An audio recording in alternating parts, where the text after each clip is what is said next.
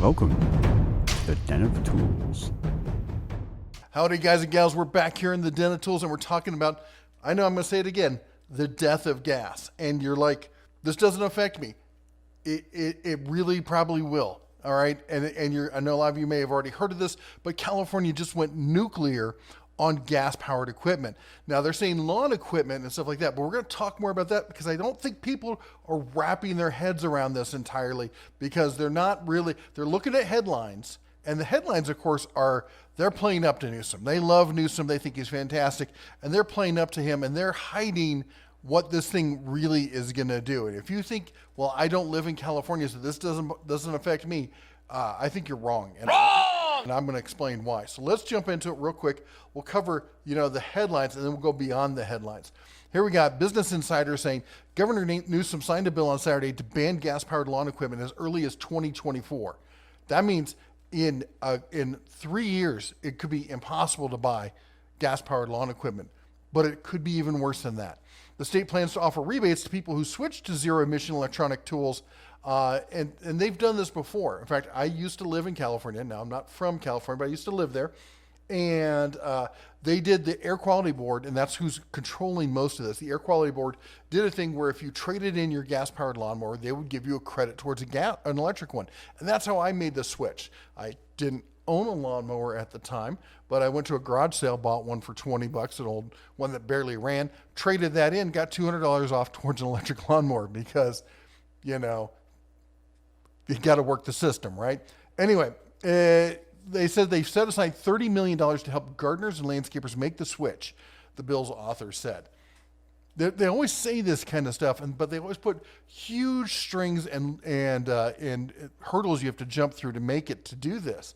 But let's take a look. Let's go and look at what the order says. It says, They give the regulation. It says small off-road engines, SOARs as they call them, which are used primarily in lawn and garden equipment, emit high levels of CO2 and air pollutants, including oxygen. Yeah.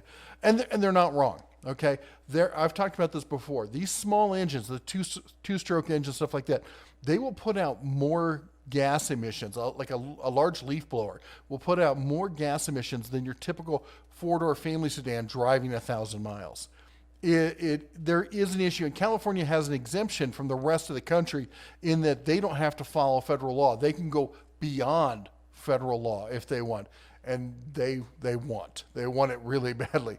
If we go and even read the regulations, a small off-road engine, or SOAR, or a spark ignition engine rated at or below 19 kilowatts. That's about 25.5 horsepower is what you're looking at. So, of course, the first thing they're targeting are gas-powered leaf blowers. And I've not hidden the fact that I'm not a fan of these myself, as far as in a residential area and my neighbors using their landscapers using them. They're so ridiculously loud. I get it. And there are electric options. Okay, and I can argue there's electric options out there for that. Gas trimmers, that's a big one. Gas chainsaws. Now we're getting into some issues. A lot of people talk about safety issues. We're not here, this video, we're not here to argue which is better, left or right or center or whatever on this debate. And I'm not talking politics. I'm talking about the argument of gas powered's better for this and electric's better for that. We're talking about just basically what is going to get eliminated. Hedgers, steel, I don't know how they're going to, what do you say? I don't think I'll ever financially recover from this. They're almost entirely small gas-powered engines. Tillers, that's another one. And, of course, lawnmowers. Here's where I think people are missing this. They're hearing small engines, small off-road engines, and they're thinking, oh, two-stroke engines, they were on their way out. They've been killed off in a lot of categories. Who cares? There's nothing in this that says two-stroke engines are the culprit. In fact, if we read this, read it again. It said they are spark ignition engines rated at 19 kilowatts. Nothing in all of this says anything about whether it's a two-stroke or four-stroke. It's nowhere in there. And nothing in it here says this has to be outdoor power equipment either. If we look, it says this is where it gets really scary. Okay, let me find the part where it says it down here.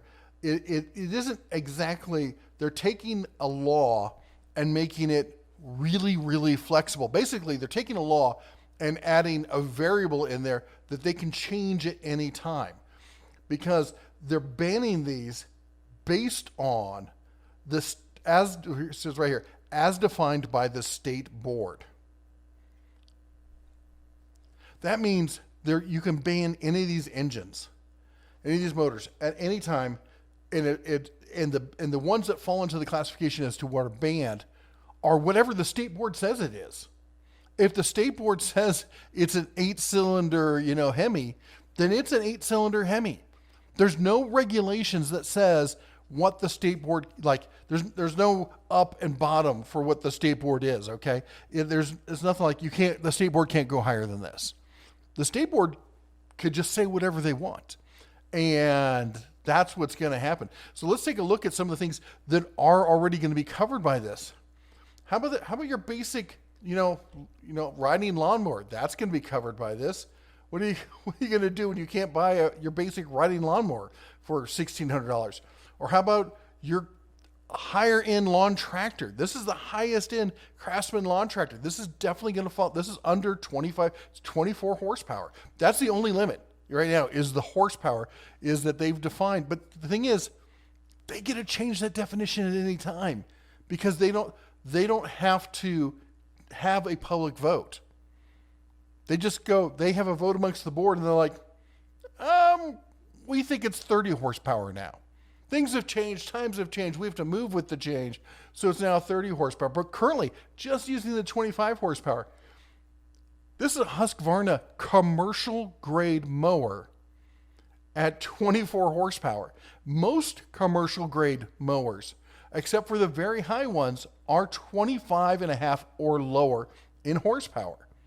This is going to be a huge issue for commercial mowers, for anybody running commercial. You're running on a farm, anything. This affects everyone who's like, okay, well, California emissions are bad, but I'm using this off-road, so I don't have to worry about as much carb compliance. Oh, you do now. I'm a huge advocate for electric, okay? But I'm a carrot versus stick kind of person. I'm like, put the carrot out there, the technology evolves, and once the technology becomes so convincing, so it represents such an argument that you're like, all right, I'm going to change. I know I've had hybrid vehicles. I loved them. They were great. But I want the choice rather than to be told.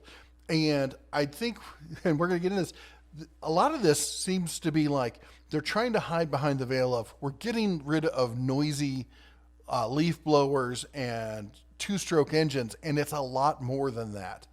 Okay, how about snowmobiles? To be granted, a lot of snowmobiles are pretty big, and they're going to be over the 25 horsepower. It doesn't mean they can't change it any time they want. How about all the poor guys who were with their bass boats and their 25 horsepower outboards? They had to switch over mostly. I think it's almost impossible to find a new two-stroke outboard. But again, nothing about this says two-stroke. This is definitely going to be a target for them. Karting, your kid wants to get into karting, you want to get into karting, that's not going to happen. Motocross, that's going to die. Even those of you with generators. We talk about generators a lot on this show. There are 2-cycle generators out there, okay? And those are clearly going to be gone. There's no way they're going to allow those. But 4-stroke generators are falling into this class. Almost every generator out there is less than 25 horsepower. And unless it's rated as carb compliant, and many of them are rated as carb compliant, but they can change that compliance at any time. I realize I sound like, Chicken Little with the sky is falling. And I'm often the one who's defending and saying, hey, we need to move to electric. We need to, go for this new technology and stuff like that. I'm definitely an early adopter. Speaking of adopting, have you adopted your Denatool sweatshirt? Because it's freaking cold here. I'm in Livingston, Montana. If you missed the video the other day, I had to drive to Bozeman. We had a winter storm. I knew I was rolling the bones on this, and I did get to spend the night. I won a paid, I had to pay for it, night in Bozeman because the pass was impassable on the way back. I know, I tried. I got halfway home. I looked at the hill going up the pass, and it was just semis and car wrecks as far as you can see. So I turned around and went back. Luckily, though, I knew no matter what, I'd stay nice, warm, cozy in my Denatool sweatshirt. These things are nice, I do have to say. Let's talk about Harbor Freight, because we talk about Harbor Freight a lot on here. Harbor Freight is really going to take this one in the teeth. I reached out to them. Unfortunately, my contact is out of the office right now. I haven't heard back. I will check. Let's check the old email one last time to see if he got back to me. And I don't think he has, because as I said, I think he's pretty much out of the office right now. And no, I've not heard back from him. But that said, this is the largest engine, that Harbor Freight sells. Motor. It's a long story. 22 horsepower. That's going to definitely get targeted by this. The generator. I have this generator. Luckily, I already bought mine, and I'm going to say right now, you're going to need to start, if you're thinking about a generator, and I'm not saying you have to buy it this year, because clearly you're, actually, let me back that up, because I would say you don't have to rush out and buy it right now, because I'm not trying to be that, oh my God, you have to go out and buy everything right now. But people are. And we already know how bad it is trying to get a hold of things. This is going to be like toilet paper. People are going to freak out, go, oh my gosh, I'm not going to have an option to buy one of these. I better go buy it now. This is going to happen. Do you want a pressure washer? Gas-powered pressure washer? Better put that on the list. Pumps. You need pumps? Oh my gosh. I know so many farmers in California who use these pumps all the time to pump out flooded fields. What are they going to do? Sit out there with a giant battery? Run a mile-long extension cord? I guess PTO driven. I guess you could probably do that. Log splitters. I'm looking at getting a log splitter right now.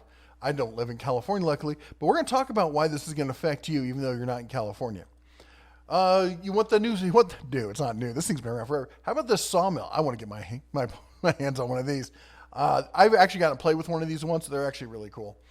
They need a lot of fiddling and stuff, but for the money for a sawmill, that's pretty cool. How about one of the backhoes? You know you want one of these.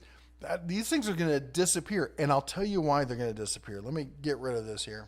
Now, I realize I sound like doom and gloom. The sky is falling, all of that. Here's why it's going to disappear. All these companies, they have 1 in 5 people live. Let me back up. 1 in 5 people live in California.